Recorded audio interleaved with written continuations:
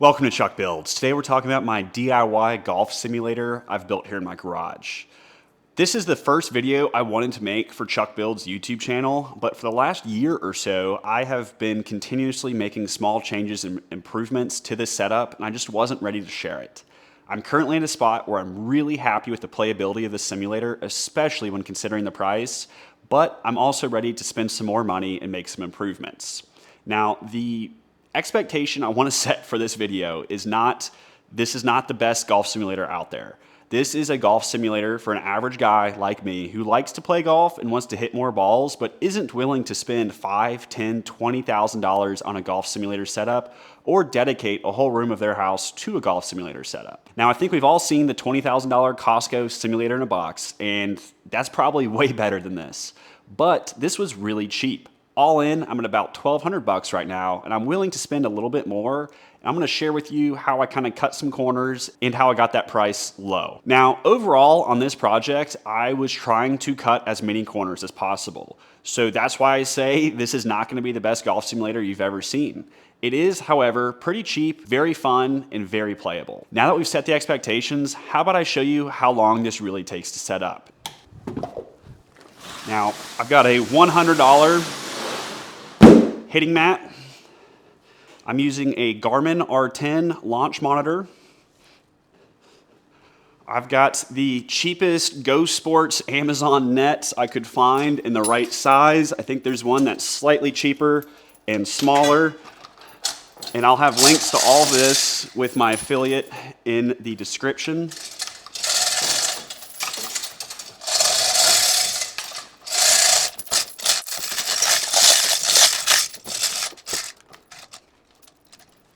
I'm using the GoSports hitting nets off of,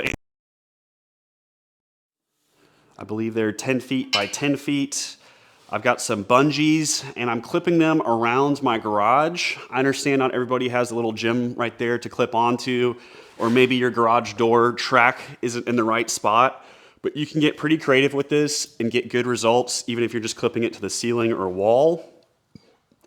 The nets have done a lot for reducing drywall hits or runaway balls, but the ceiling net, I think a lot of people neglect to include, and it's actually been pretty nice to do a full swing chip with a lob wedge, pitching wedge or sand wedge just straight into the ceiling and having it get caught there.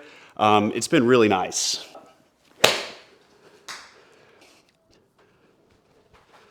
So the Epson projector, like I said, was found in the trash. It's 1280 by 720, I believe. It's not that bright. The screen itself, it's got some wrinkles. That's okay. I went crazy trying to fight wrinkles for a while. Spotlight for the hitting mat. I thought it was dumb until I got it. It's kind of nice, especially when you have it dark in here to see the screen well. The Garmin R10 launch monitor connects to an old iPhone I have here, and using the Garmin app, we will connect to it, and then we'll connect to the E10 session inside of the Garmin app. I'm using a Raspberry Pi 400 that I had laying around that I bought during COVID, and I'm running Moonlight on that. And Moonlight lets me remote into my desktop computer. And once I connect to my computer, I'm running GSPro and R10 Connect. R10 Connect allows us to pull the data from the Garmin app and stick it into the GSPro simulation software. GSPro was low-key kind of one of the more expensive parts of this setup at $250, but having played with it for a while, I can't really see myself using anything else. At this time, we're pretty much all set up, but I also want to call out some nice to haves. This Callaway Pro Caddy, you go around and it lets you pick up balls easily and also dispense them. I'm not the kind of person that's chasing a ball every single time I hit. I like having a couple on hands that I can tap on and hit with. And I just think that that was a great use of whatever $30 I spent on it. So we're pretty much all set up here. I'm gonna hit a ball and we can talk about it some more.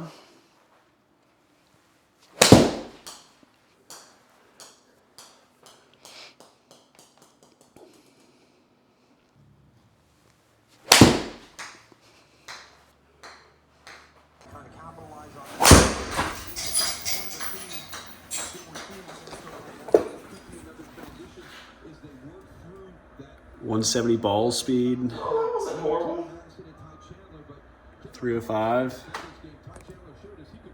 Now, I'll talk more about all of the individual components, such as the projector, the screen, how I've hung it, all of that, and I'll have chapters on this video to help you skip ahead. And some of the criteria I was to start with the cheapest item possible. As far as hitting mats, I started with a hitting strip just in the middle of the floor, and I've worked my way up from there until I've gotten to a point where I'm really happy with what I have. Outside of the cost perspective of this, I also challenged myself to retain full use of my garage, and that required me to have a system that I could set up and take down very, very quickly, or was otherwise out of the way to allow me to still park in here every single day. And that has really helped that it's here if I need it and it's out of the way if I don't. I'm not constantly tripping over it, and I would strongly encourage you to set that as a high priority if you're gonna emulate this. The projector that I am using was literally found in the trash while walking my dog, and that inspired me to start this whole thing, and also inspired me to keep the price low. I thought the projector would be one of the more expensive parts of a golf simulator. Turns out I was wrong, but I've also since then found out that there's plenty of projectors that would be fine for a golf simulator for very, very cheap on places like eBay, Facebook Marketplace, and OfferUp. I literally saw on Facebook this post here of someone giving away projectors for free. Now, if you wanted to save money and really start at the cheapest you could, a launch monitor and a hitting mat and some nets is all you need. I would skip the projector, I'd skip the screen, I'd skip the roll-up portion. You'd save a ton of money. You just look at a monitor, a TV, or the phone, the Garmin app hosting it, and you'd get your distances and all of that. But it is really cool to hit a ball and then look up and see where it's going. It feels a lot more natural. I know I'm very much in the dark, but I have it auto-focused on the screen so you can hopefully see it better.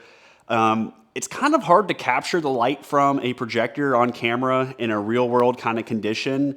And I want to kind of talk about some of the things here in this setup that you should be aware of. Now, with the nature of a roll down screen, we don't have a lot keeping it solid. The screen moves a lot, and I've actually found that to be a little bit of a benefit versus a screen that doesn't move as much. It reduces bounce back of the balls, and it seems to absorb a lot more energy, especially on drives with some of my friends that can hit much harder than I can. Seeing the whole screen come up off the ground a little bit and shake back has helped keep this top ridge from moving as much. So next up, let's talk about the screen, net, projector combo setup we have going on here. First and foremost, you can clearly see these wrinkles in the corners. I have gone crazy trying to get rid of them. I've sat out here for hours perfectly tensioning this screen so that I had no wrinkles, and after 2 or 3 ball hits, the wrinkles were back. The fabric just stretches, it comes loose from the top. There's not a whole lot I have found that will keep that in check. I have some ideas on how to improve upon that, but when looking for a screen, it's not a bad idea to maybe upgrade from here. This was about $100. The first thing that I want to call out is how close I'm standing to the screen. You might notice that I'm not really throwing much of a shadow. If you're not familiar with projectors, there's different types of projection, and this is what is called an ultra short throw. It is coming from dead above almost. It is literally 2 feet in front of the screen above it. That's just the type of projector I found for the cheapest, literally for free in the trash. So I was willing to compromise and make that work. And the worst part of this compromise is this gap in the net to allow the light through. If I were to attach this net like I would like to this top bar, we lose so much visibility on the screen to this crosshatch pattern. I really want to fix that. That's the next thing I'm planning on doing, is getting another cheap rear projection, just whatever I can find that's cheapest, move it further back in the garage, get this net attached to this top bar and move it all in some so that I don't have my pitching wedge sneak through here and break some drywall. I've set up cameras to watch the tracks as I hit balls, and there's a little bit of bounce up and down, but there's not as much twisting or movement that I would have expected, especially on some of these bigger hits out of drives. The screen itself is a $100 GoSports impact screen. If I was willing to spend more, if I had a 4K projector already, if I had more investment in this system, I think I would upgrade this screen, but it would take a lot. The screen itself, I see people commenting that it's no better than a bed sheet. I strongly disagree with that. It is a thicker woven material. It has really taken some abuse for a year now in a lot of different climate and hits. We do have some markings and rough ups of where balls that my dogs chew on are a little sharper and they can kind of snag. When I was first setting it up, I was taking it up and down a bunch. The dogs walked on it. There's a paw print here, like on here somewhere. It's not that clean. It's not a perfect projector screen by any means. I have spent several hours and really gotten into it with bungee cord, shock cord, tarp clips, conduit clips, all kinds of stuff to get tension on this screen, hanging perfectly straight with not a single wrinkle. And then after 2 or 3 balls, the wrinkles are back. So I would not really worry about that too much. That's a big caveat to this system versus a fixed screen are the wrinkles. The fixed screen systems that are very taut with no wrinkles tend to have more bounce back. The ball will kind of come back at you. And I really haven't had much of that. I get a lot of the balls bouncing on my concrete floor, but a cardboard box, I just happen to notice, really stops the balls dead. Or if you were to roll out a different like carpet or turf material, it would really stop the balls. And it just doesn't bother me. It's not something I'm willing to spend money on. But let's turn on the lights and dive into this whole screen. So with the lights on, it's pretty hard to see the actual projection. You can kind of see it faintly on this video. It's a little bit more visible with the naked eye, but it's not great. So I do tend to play in the dark in here, or I'll have one light at the back of the room on, not all of them on like I have right now. Let's kind of talk about the nets and then we'll zoom in on the screen. So I have one net 10 foot by 10 foot above. I have one net on the right, and it only comes about this deep behind it. And then I've got the same on the left, and these nets are sharing mounting points with the top of the screen. The bottom of the screen, I have some EMT conduit with some bungee cords wrapped around the grommets of the screen, and then I have a black pool noodle on top that is again bungee corded to the screen. And these bungees add a lot of that bounce that we see with the impacts. We'll see it pull around. I am tempted to get more rigid, but when I tried to make it more rigid using these conduit clips on the EMT to clip the screen to the EMT without the bungee aspect, we got rid of a lot of the shadows, but these clips would shift around every now and then. It'd be like your 6th hole, the drive, it suddenly shifted and there's a huge wrinkle across the whole screen. I found that adding some grommets, using bungees to hold that conduit close to it and not clipping it in and not taping it in like I've tried previously has really led to the best result. There's still wrinkles, but they're a lot more expected in the corners and not across the middle of the screen. And you don't have to worry about one of these breaking if it gets hit by the ball, and you don't have to worry about the tape melting in the summer when it's 140 degrees in here. I want to kind of just call out little things I've tried on the screen to improve tension, and one of which is this tarp clip. I thought I was being really creative by buying this, and then later saw that some kits were selling them. My thought process was spacing these out with some bungee would keep tension on the screen, pulling it out and away. But when it gets rolled up, the tension kind of disappears and it's not really too in the way. They've worked okay. I've got 3 on each side, and the middle and top one share bungee and come out to this little T attachment for the conduit. And that also stops the bungee for the net right there. And it does add tension, but sometimes the big hits, a 300-yard drive, one of these will pop off. And I've also had a few of these break by either tightening it too hard or having a direct ball impact. Moving down, we can see another tarp clip a little bit lower that comes out to the outside of this conduit. Again, a little T-post that has some bungee and shock cord to build that tension. When the screen comes up, it gets loose, it's not really in the way, but fully extended, it kind of pulls on it a little bit more. and just gets this corner down and out. Now with the lights on, you can kind of see some more of the stains and marks on the screen, and it really doesn't bother me at all. The best thing I've done to get rid of shadows so far has been adding grommets evenly spaced across the bottom here.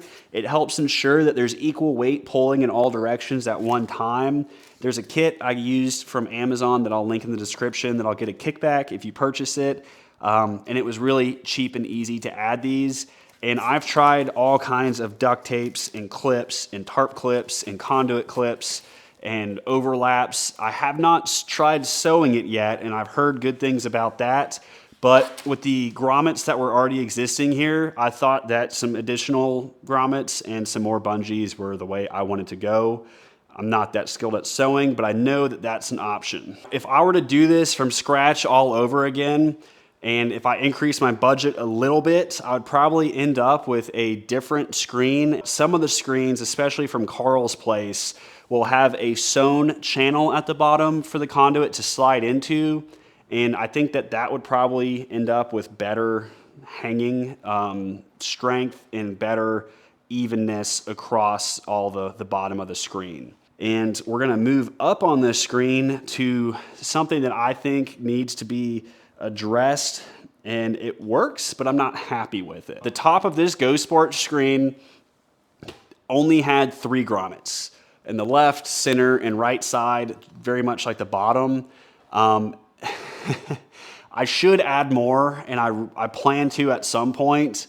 I just haven't really gotten to it. I need to reinforce this crossbar so it doesn't sag as much. And I've currently just got the screen wrapped around it and then duct taped. But because of that, we've over time ended up with some unevenness. We've got some scrunching in this corner. We've got a higher center where it hasn't moved as much. And then this side has almost completely loosened up with the tape and is only held on by bungees and sags a little bit lower. I've got the black pool noodle on the top here still, but I've noticed it to not be as helpful, as when the balls hit this high, they tend to come from lower, and we'll still kind of get a piece of that conduit. So something that I'm gonna work on for my next iteration of this, and something that I think is probably the single biggest weakness of this current setup, is the conduit that comes across inside of that screen meets in the middle to a second piece that's coming from the other side. And they're pretty long. They're about 8.5 feet each. And with all that distance and weight, they kind of start to bow a little bit. But where they meet at the bow, you get this kind of V-shape opening of where they kind of sag. I put a wooden dowel in it to try and spread out that sag and kind of get it a little straighter. But with time, it's still very visible that it's sagging in the middle.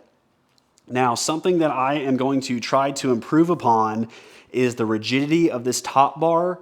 The wooden dowel was not enough. I ended up adding a Wheeler scope mount that had the interior diameter matching the outside diameter of the conduit, and that kind of helped clamp down in the middle and add some rigidity. However, in the future, when I make improvements, I'm going to take this black aluminum closet rod, heavy duty closet rod from Home Depot. They're not that expensive. I want to say it was $17, and it is very tightly coupled in size to the EMT conduit. And I think if I could get the right size with the conduit, it would really help keep this thing straight.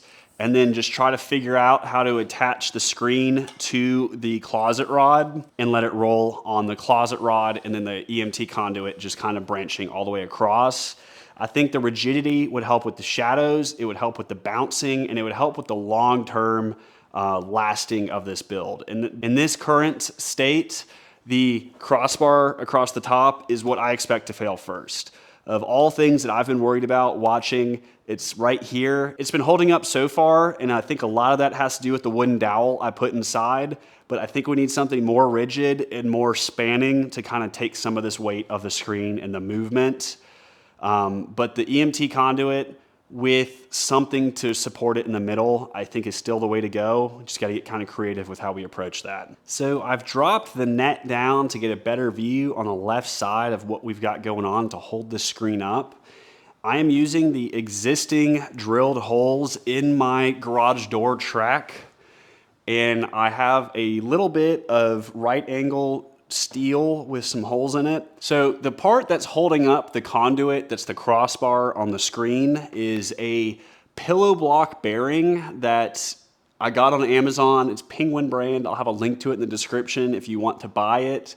It's self-indexing, which has really helped as the net and the crossbar bend and twist, that it still rolls concentrically. I've got a few pieces of right angled steel with holes in it. That's the same kind of steel that they use to actually mount these garage door tracks.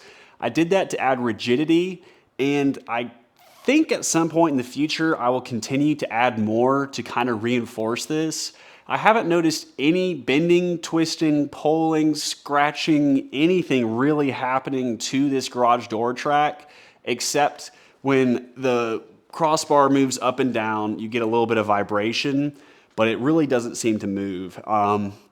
So far, I'm happy with how it's held up. I think long term, to reduce some stress from this garage door, I will add a second ceiling mount brace using the right angle steel, and then tie in this pillow block to that and kind of just add some rigidity here. I've got some bolts, nuts, and washers keeping it all together. And then I've got some conduit that is, I think, a 1-inch conduit going all the way across. So next up, talking about how we actually spin this EMT conduit to roll up the screen. This was a JackShaft garage door opener. It's 2 gears, a pulley, and some chain that will rotate the rod across the top. You need to make sure that your measurements all fit, that the collar will fit the outer diameter of whatever conduit or tubing you end up using. But it's been pretty good. They were a little hard to find at first, but it's been reliable, it's been solid, it's loud, and I think a lot of the noise we get from hitting the ball is this chain sound that we're getting as it rattles around in there, but it's been great to quickly roll the thing up or down. So next up, I'm gonna talk about the netting, and I'm gonna have a big old asterisk on this because this is really gonna depend on your space and what you have available to you. I have these storage racks mounted to my ceiling on either side of my garage, and they have been great to attach a bungee and a carabiner to hold this top net up. It's out of the way, I can drive underneath it. It's really not a problem for me. And then I've also attached it to the garage tracks that I just reach out with a bungee cord, pull it down, and clip it in for the side net right here. And then the top net is just always mounted up. The top net is always mounted right there, and I just flip up this lower section. Do you have to have these racks on the side of your garage to do that? Absolutely not. You could get any kind of bracket mount that you could bolt into your ceiling joists and attach a carabiner to it, or just simply nail it in, staple it in, and I think it would be fine. I've seen some people use bolts and washers and just kind of bolt the corner to the ceiling. I think that'd be good, but you'd want to ensure you have enough droop to absorb some energy from the ball. And I've been attaching my left side net to some rear bolt here on the home gym just to kind of get it over there. But if I was really worried, I would attach it to this top net that comes over from the garage door track temporarily. And then when I'm done with it, I reach up, unclip it, and then bring it back over here to clip on to the rest of the screen. The name of the game for me so far with the netting, it's been carabiners and bungee cords. Each of these nets have come with several of these carabiners and several of these bungee cords. I ended up buying more to have different sizes and different kind of like elasticity. I wanted more rigid, shorter ones on the screen, and I wanted longer, stretchier ones for the nets. And it's been great. Everything kind of moves, everything kind of takes a little bit of the energy away as it moves around, and it's been very reliable for me. Again, the biggest failure in my nets right now is this open gap in the middle here where a ball could shoot through and has, but the net would block the light from the projector in the current location. Top net, I highly recommend. I see a ton of people skipping that.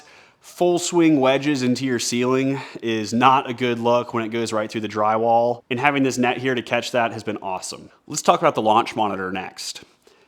This is the Garmin R10 launch monitor, and this is the second launch monitor I purchased for this setup. I initially used a Mevo, the small Bluetooth one, and I just really didn't find it to be that accurate. The Garmin R10 I have found to be extremely accurate both on the course and in here in the garage, and I like that I have that option to take it with me. I also sometimes use this Amazon Basics laser, and I will stick it just right in front of the Garmin, right underneath it. Make sure the line matches up with the alignment of the Garmin, and that way I can see on the screen where I need to be aiming and where I need to be placing the ball every time. This is something I'm not considering in the price, but for like $8 could be super useful for you, especially if you have people coming and playing that are seeing it for the first time. If it's just you every day, you'll get used to it. You don't really need this, but if you have guests, they really like knowing where to put the ball and knowing where to aim on the screen. I have it about 7.5 feet from my hitting position in the back. So I'm about 7.5 feet from the back wall, and I'm about 12.5 feet from the screen with generally where I'm hitting here. You have a little bit of leeway, a box here that the Garmin R10 can read out of, so I don't have any issues moving my tee or my ball forward or back in my stance with accuracy. I find that having the height matching, the alignment right, close to 7 feet in the back, close to 12 feet in the front, I've had no issues getting readings with my balls. I've found the Garmin R10 to be very accurate, and my golfing buddies that know their yardages a lot better than I do also find it to be very accurate. The app itself has a calibration tool that you can run that really helps with the humidity, elevation, current weather conditions. That'll help you with your distances if you're off by like a few yards. But the number one thing that I'd recommend you do to get better reads indoors with the Garmin R10 is to purchase some reflective copper tape like this, cut out a small little square and put it on your golf balls, and the Garmin will go from an italicized to a bold reading where it gets a measured spin using that reflection. It's very much like the TaylorMade RCT balls, but instead of having the pattern underneath the dimples and underneath the sleeve of the ball, just a little bit of tape on the back, and it's so much cheaper. This whole roll was only a few dollars, and I've used like maybe 2 inches of it for 20-something balls to get little reads on there. I initially started with the FlightScope Mevo, the small Bluetooth one. I didn't like the readings it was giving me. I didn't like how I couldn't connect it to a computer very easily, and for the price, I just wasn't that thrilled. The battery life wasn't there. The accuracy wasn't there. I just really didn't think it was good enough. So I sold that on eBay, took that money, and I bought the Garmin R10. I have the exact price on my computer that I paid. I can't remember as I'm telling this. I'll put it up here on the screen. This thing's been awesome. I've taken this with me to play rounds of golf and compare my hits with a laser rangefinder, and it's very, very accurate. I've got some friends who are much, much better at golf than I am and really know their yardages, and they've come over, tried this system out, and they've felt that it was very accurate. I've taken it with me onto the course with a few of them and also felt it was very accurate. So for the dollars, I think the Garmin R10 is great, especially used through a Discord buy and sell group for GSPro.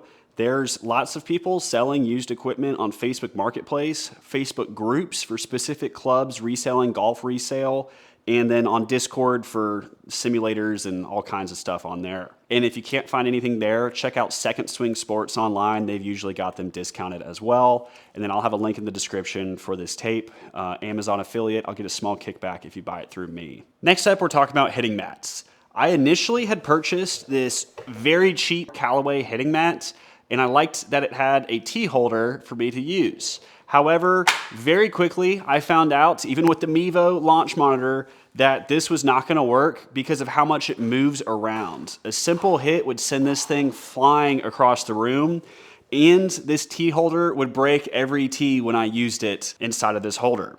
It was weird to stand on something and then have the ball slide, and it kind of made setting up each shot a little bit of an orientation. I had to kind of reset myself. I didn't really like that. And for the cost, it just really hasn't been good. So I got rid of that and I upgraded to this 3 different types of turf hitting mat from GoSports on Amazon. Now this GoSports hitting mat was actually not that bad. What I found to bother me the most was how it would pivot while you're hitting it. And it really wasn't that bad to kind of kick it back in place. I was not using a tee at this time. This one would hold tees. It was kind of weird. I'd sometimes find my toes like on the turf, but not my whole foot. But if I totally stood on it, I was like way too close to the ball. And it was kind of just not the right size. And the thickness is also something to call out, as that it's pretty thin, especially on this fairway turf. When you get into like the rough more, you get a little bit more padding, but your bread and butter hits off this, my elbows were just hurting me. So I moved on to this bigger GoSports. I think this is 5 foot by 4 foot or something. I'll have a link in the description for all of this. Amazon affiliate links. I'll get a kickback if you want it. This thing's been great. I like that I can stand on it. I like that it doesn't spin around as much. It came with some rubber tees, and they'll hold a tee, or you could just put the ball on top, and I find myself using this one the most with the ball on top. It's great for people that are not very good at golf to like kind of learn where to hit the ball and it's not ripping up and we're not sending balls into the wall. But it's also kind of nice if you have someone that knows what they're doing and they want to use a real tee and get it set up just the right height, that you have that option as well. My biggest complaint about this mat was the thickness. So I bought some interlocking tiles for like working out and yoga on Amazon. And then I used some tape to kind of just tape them together. And then I used a hole saw to cut out the size of the tees to still fit right up underneath here. Not the best setup, I will fully admit, but it's really not bad. I found the foam interlocking tiles have added a ton of comfort to this. It makes playing a full 18 rounds or hitting hundreds of balls much, much more comfortable, especially in the elbows, because you just don't feel the concrete underneath nearly as much. With just the pad, after about 13, 14 holes, I would notice my elbows were kind of hurting, and I just haven't had that with this. Something to consider, no matter what hitting mat you're considering purchasing, I would strongly consider getting one that you can stand on. Standing on it just stops all the pivot and spin, and it also, to me, mentally, has been a lot easier to set up my stance, knowing that like I'm at the same level, and I don't have to worry about like standing up more, bending over more, versus where I'm standing. I'm on a flat ground, it's all the same. And with the extra pad, I'm not worried about getting a divot and just coming in there, because the padding really helps. Demonstrates the difference of hitting mats. On this one, kind of slides. This one, really feel that in the elbows. It slides some, not as bad, but you just really feel the ground there. And then the thicker mat, I mean, I can really kind of just take a chunk of divot out and it's not killing me in the elbows. Next up, I've got my lob wedge, and I'll kind of demonstrate what I think some of the value of this overhead net is. This is really only here for your wedges, or if you like really get underneath the ball and get under it with your driver and it pops up, like sometimes will happen to me. But when you're at a shorter distance, trying to chip onto a green at say 30 yards, it's really nice to grab your lob wedge and take a full swing at it and know that it's getting caught up in the top net. It's not going anywhere. You're not going to break anything. And the only club that I consistently can put through that gap is my pitching wedge. And to accommodate that, I scoot the whole mat forward or the whole mat back. If I go back, I hit this top net. If I go forward, I hit the screen. And I just try to avoid using it if at all possible. It's very easy to kind of accommodate one club. And again, lob wedge going up. Full swing. I don't even think I'd regularly swing a lob wedge that hard on a actual course, but it can be captured here just fine. So next up, we've got the actual simulation.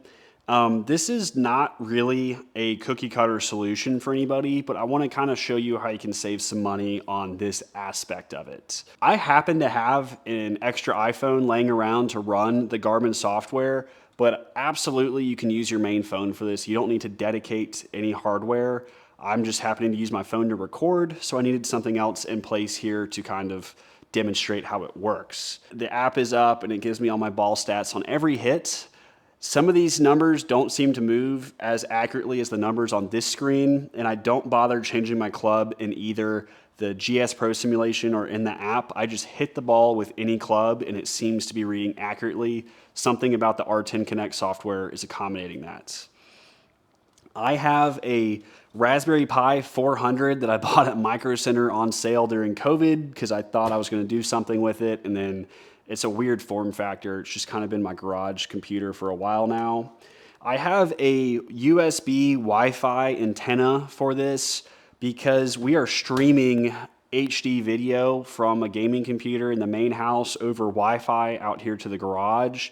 The built-in Wi-Fi on the Raspberry Pi was okay, but this $20 antenna has added a lot of speed. I went from like 30 megabits per second to like 120, and that's just done a lot for keeping the video smooth and from tearing and disconnect issues as we play. I happen to have an old broken monitor. It's separating from the top, and it's just been sentenced to death out here in the garage to fill up with dust and heat. But it's been really nice having a second screen to get a clear, clean read on your distances, how much yardage is left, the stats of your club head speed or your ball speed, and all of that. It's really nice to come here and see it clearly because on the main screen, it's just not that clear at times, especially while other people are hitting. You don't want to like walk up close to read better. The menus and all that, this has been super nice. And if you're trying to save money on this and really kind of scrounge by or upgrade as you go, the projector and screen should be last. A screen, your current phone, a Garmin R10, a Raspberry Pi, you're coming out just thousands of dollars ahead of a lot of other people that are buying gaming computers, that are setting up 4K screens and 4K projectors and all this stuff. This is really like every person I've had come by to hit said, absolutely, this is enough. You could get by on just this if you wanted to. And I agree. It's nice hitting into the screen, but having a side screen, I mean, you can buy this monitor on Facebook Marketplace for $25 right now. Just do that, get it set up. I've got a little HDMI splitter back here that runs it over Ethernet from this screen to the projector, and it just mirrors. But we need to see the phone at the same time, so I'm gonna try and just zoom in here and show it, and hopefully this is acceptable. But what is actually going on here? Why do I need all this? Why would I want a Raspberry Pi or a cheap mini PC that I found on eBay in my garage to save some money here? So we have a program running on this Raspberry Pi right now that is called Moonlight. And what Moonlight does is it pipes a connection via your NVIDIA graphics card to your computer, and it's super low latency on your home network, and I can launch my MST-SC-EXE is just like your desktop environment on Windows, and it pops right in, and I've got full control over my computer in the main house. I'm on a local internet connection. I'm using Wi-Fi to the garage that this Raspberry Pi is connected to, and I can see my GSPro software, and I can see my R10 Connect software. So I want to try and demonstrate why you need all of these moving pieces to make the Garmin R10 work with GSPro. This is a little bit of a two-piece solution that I'm going to explain here. The first and foremost is going to be actually connecting the Garmin R10 launch monitor to the GSPro software. And the second part is going to be about how we access the GSPro simulation from a computer in the house out here to the garage. So first and foremost, you have the Garmin R10 software on your phone, an app, and this phone needs to be connected to your local Wi-Fi. When you come down to the option for Golf Sim, you've got the options to do a driving range right inside of the app. And if you're trying to save money, skip GSPro, skip the screen, skip all that. Just get an R10, use the app, see your distances, and learn your yardages. That is a great way just to practice swinging and get those numbers back to you. And it doesn't take much. It's built into the app. The app is free. You're paying for the Garmin. You're good to go. But when you want to start connecting to your computer, what I'm using is a program called R10 Connect. I'll have a link in the description to the project on GitHub. It's been awesome. It works really, really well. But the way that you connect to the R10 Connect is you come to the True Golf E6 Connect app inside of Garmin, and it has the option to play on iOS or play on PC. E6 Connect is another golf simulator software, but this connection that it provides is what the R10 Connect uses to see the data. So your phone and the Garmin thinks it's connecting to this paid software, E6 Connect. So I'll tap play on PC, and it immediately connects to this server of R10 Connect.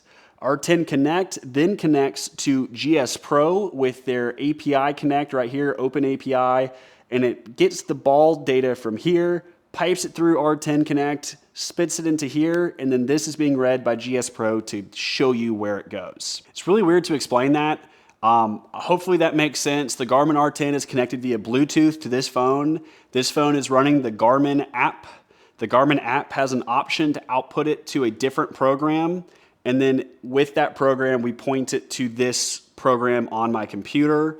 That's that middle data layer connection where we're getting our shot data. And that shot data then populates into GSPro using this little window here. Setting that up for the first time was a little confusing, and it actually gets worse if you want to add putting. I have purposefully avoided showing putting so far in this video because it is just janky. I'm using an IP camera, OBS software, all this stuff on my computer to get this program to read that camera as a webcam, despite it being hundreds of yards away from each other. And the putting just, it doesn't work for me mentally. I'm on a hard, flat surface. You're telling me on the screen there's a slope uphill, a slope to the left, and it's soft with a really wet stemp or something. It just mentally, I can't putt like that. It just hasn't worked, so I don't bother. I use Auto Putt in GSPro, and it's been fine. So that pretty much wraps up this golf simulator. Overall, it is very playable. I can play online with real people and feel like I'm being competitive. I don't feel in any way that I'm being held back except with the putting. I'm full swing driving, full swing irons, and full swing wedges inside. I don't really worry about hitting anything. My balls are contained to the nets. I can see when I swing my ball, I follow through and I get to see it on the screen. That is super fun, super nice that I can play golf all year round. From a budget perspective, at about $1,200, I think this is really competitive at that price point. There are definitely ways to save money, and there's definitely ways to cut corners, even on this setup. But for me, with where I'm at in playability, I'm happy to spend a little extra with the Raspberry Pi, the extra monitor, the ball caddy here to dispense my balls. I've worked my way up from a worse launch monitor, a worse mat, a worse screen, and a couple different iterations of how to hang the nets and the screen itself. I'm currently at a spot I'm really happy with it. I think what's next for me is going to be getting a better projector that I can scoot back and lower to get more of a head-on projection. I think that's going to help with some of the wrinkles in the corners that are more of a downward shadow instead of a head-on shadow. And it'll allow me to get my net across the top of the screen. I think if I can connect my net into more of a box that rolls up with the screen, I'll be a little bit happier and less worried about shots slipping through, but I've really only had a few of those so far. If you've made it this far, thank you for your support, and if you're watching this and want to recreate this yourself, I am happy to answer any questions I can. I'm happy to make more videos in depth of how to set up the putting or connect all the software, or explain more of why I did something the way I did. I think GSPro is awesome. The fact that there's multiplayer, there's tournaments, there's real courses I can play. I think it's worth the $200 and something a year, but I understand why it might not be for everybody. I understand that $250 for a software license to hit some balls. I think the screen and the projector, as nice as it's been, and that is what started, this projector is what started this whole project, that would be the first thing I get rid of if I were to downsize this system. The Garmin R10, I really, really like it. A little bit of tape on the ball goes such a long way on distances. I'm gonna hit some balls. I hope you've liked this. It's something a little different, and this is something that I wanna do more of. I hope to continue making improvements here, but before I tore it down and really shook things up, I wanted to capture with where I'm at because I really am happy, and I think I've inspired a lot of my friends here in Dallas to chase something similar at this price point. You can absolutely pull this off for cheaper, and you can absolutely spend more, but this has been a sweet spot for me, and I hope it encourages you to see what you can pull off with your constraints financially, space-wise, and what you think you can pull off from a skill level of creatively answering this.